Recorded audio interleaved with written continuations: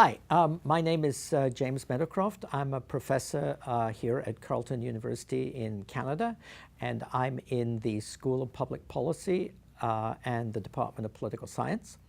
And my work, I hold a Canada Research Chair in Governance for Sustainability, and really my focus of my research is on questions of the environment and sustainability in the rich developed countries.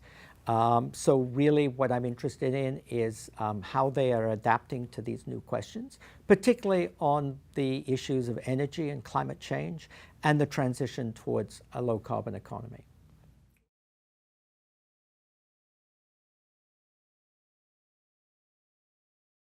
Well, let's start from the idea of sustainable development, which was famously first kind of defined by the Brundtland Commission.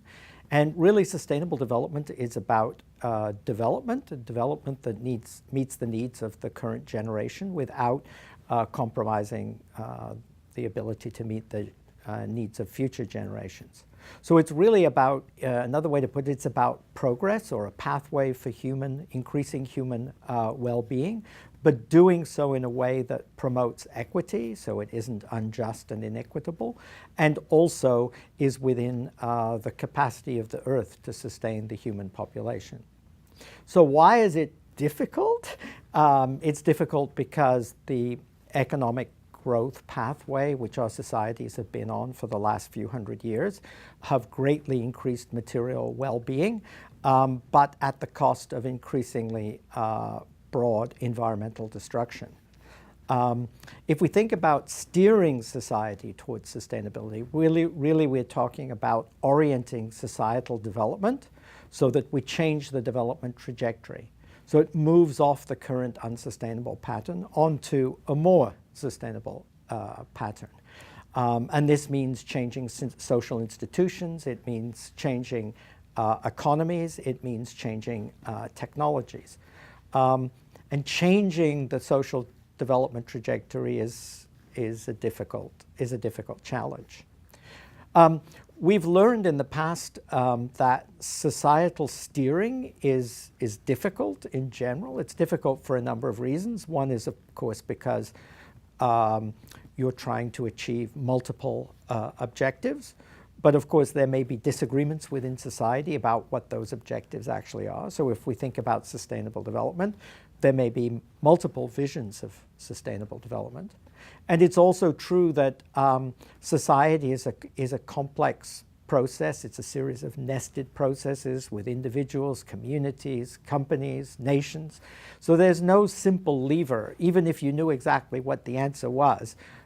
There's no one lever that you could pull and transform the world in that way. So people talk sometimes about polycentric governments. There are many centers of power. And the question is negotiating a process of social change that leaves us better off at the end than where we were at the beginning.